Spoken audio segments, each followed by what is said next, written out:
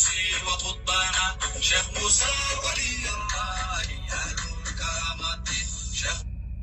أعوذ بالله من الشيطان الرجيم. بسم الله الرحمن الرحيم. halka waxa ka hadlaya Nuur Dambiil dhammaan ummadda Soomaaliyeed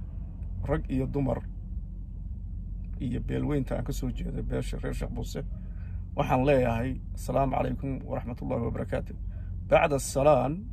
halkan maanta waxaan rabay in aan bal waxoogaa erayo kooban aan ka idhaahdo maanta laba su'aalood waxaan jeclaa inaan bal weydiiyo guddoomiyaha xisbi qarameedka ucud ee Somaliland labana waxaan rabay bal inaan gaarsiiyo beelweynta reer Sheekh Isxaaq labana inaan hogo tusaaleys iyo dardaaran ahaan u siiyo beesha aan ka soo jeedo la yidhaha beelweynta reer Sheekh Muuse Direed. labadeeda su'aalood aan raba inaan Faysal weydiiyo su-aasha koowaad waxay tahay Faysalow bal horta aan waxoogaa tibix aan ka horreysiiyo su-aashayda aan ku idhaahdo inaadeer kelmadda la yidhaahdo watchman iyo security waa laba eray oo isku macno ah lana yidhaahdo ilaaliya Soomaaliga markaan eego waa ilaaliya. Okay, ereyga loo yaqaano watchman ama inaga reer waqooyi ahaan ama ka Somaliland ahaan waxaynu oran jirnay washman baynu oran jirnay washman xageeni ereygaasi dadku way dhibsadeen si haddaba ereygii loo qorxiyo ayaa ereygii waxa lagu bedelay security. maanta qof waad weydiinaysaa security baan ahay buu ku oranaya laakiin waa watchman weeye waa washmankii aynu dhulkeennii oran jirnay hebel waa washman. Okay, waa ilaaliya. Okay, bal haddaba ereyga gabooyi waa erey la qorxiyey markii dadku dhibsadeen ereygii midgaan la odhan jiray midgaan oo la qorxiya gabooye loo bedelay. waa kow inaad haddaba su-aashan anigu markaa kaa weydiina waxay tahay waa adiga nale gabooye noqda dee inaadan ma midgaan baad nagu sharciyeynaysaa su-aashaasaan raba inaan ku weydiiyo oo aad rabtaa annagoo reer Sheekh Muuse inaan isirkayga intaad naga kaxayso ada talada war midgaan noqda ilaan ereygan gabooye waa midgaan la qorxiyey weeye waa ereyga la oran jiray washman innagu xaggeenna aan oran jirnay oo security loo bedelay weeyaan. labada ereyna waa wuxuu kaasi qaban jiray washmanka ama watchmanka kolba saad adigu dee Soomaali ahaan washman baynu oran jirnay washmankaasi iyo ninkan securityga loogu yeerayo the same meaning way waa erey isku wax ka turjumaya oo ah ilaaliya. war midgaan iyo gabooyi waa the same meaning way inaad waa macno isku mid ah wax la ku kala duwan ma jirto laakiin talada bixinaysaa waxay tahay guddoomiye midgaan noqdaad leedahay annaga waa kow. midka labaad in ayayaabka igu diray in aad kugu qoonsan ayaa waxay tahay war dhalinyaray ka taga odayaashiina oo idinku waxbaad barateen dee idinku maaragtay oo adeer waxaan ku weydiiyey xageed ku aragtay ummad bilaa hoggaana xageed ku aragtaa adigu se maxaad cimaamadda uga soo dhigi weyday maxamed cabdilqaadir alla ciisiyo sharaf allaha siiye addoonkaase addoonkaa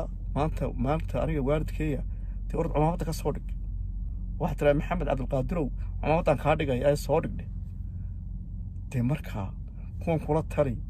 dhalinyartayada reer Sheekh Muuse waxaad kula talaysaa idinkuna kuwiina eriya wax loo qaateena weeyaan adigoonu midkaas samaynayn dee inaad midh aanad samaynayn annaga noola timaado dee aad wax laga xishooda weynaada ilaan waxa miidiyu gelaya adduunoo dhan baa wada daawanaya.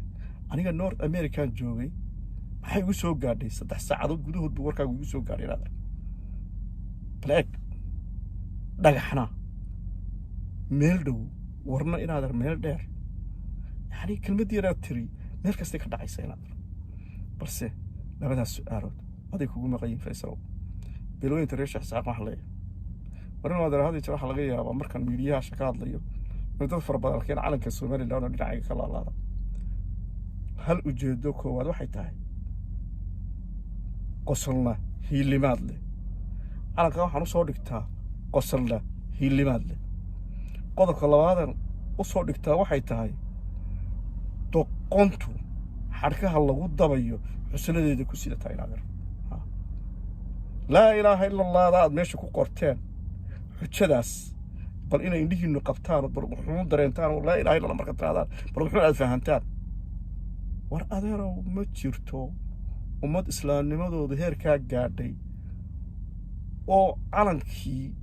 ku soo qoratay laa ilaaha illa allah haddana hoostooda waxyaalaha qaarkood war ka dagaalamayna maad reebo ka dagaalama takriin rabayna dii sheego wax kaas inaad dagaalka xigsada marka la yiraahdo Soomaaliland baa dad lagu takooraya Soomaaliland warmaadar waxa ka dagaalama sababtoo ah calankan tawxiidka wata iyo waxa laba hoos taagan yahay inaad rasmi qabtaan haddii gacmo gal jiro hoos waa loo dhaqaayo war waxa iska sax oo iska hagaajiyo taas anigu labada qodob baan maanta idinku idin leeyahay bilweynta reer Sheekh Muuse waxaan leeyahay warin maadareeyaal gaajo gobonnimo leh doorta gaajo gobonnimo leh ilmaadareeyaal doorta dereg gunnimo xambaarsan ilmaadareeyaal ka turka war ilaahay baad ku dhaashay ka turka war haddii aad في هذه الحياة الدنيا وروان ذكر هذا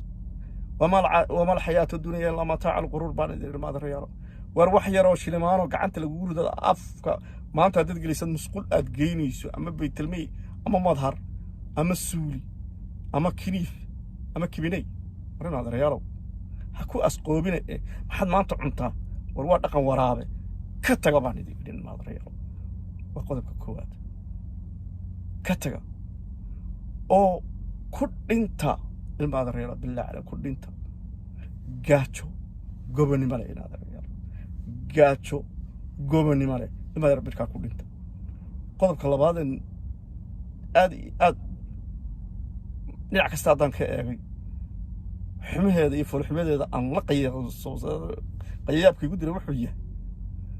war ilmaadeerow dadku ismaqalkii wax ku leeyihiin waaris dhinacayaacan iyo mufanad kanaad ilmaadareyaal isku tihiin war mufannimada iska daay war mufannadnimada ilmaadareyaal iska daay war ha iskala gurina war mufanad ha isku noqon ilmaadareyaal bilaa calay afka biyo nooga buuxaan nin weyno aqoon sheeganayna waan isku tirinaynaa hadal dhaadhacana lagama yaabo indhakayga laga dareemee adeerayaalow rag na reerku waa leeyihiin raggaas waa rag ka dhashay rabbina waa u maqan yahay tii allana waa u maqantay reerka marka inaad maadareyaal dhayaalsanina warka iyagaa ka soo qaadana waxaan jirin asalaamu calaykum waraxmatullaahi wabarakaatu yaa ayuha reer Sheekh Muuse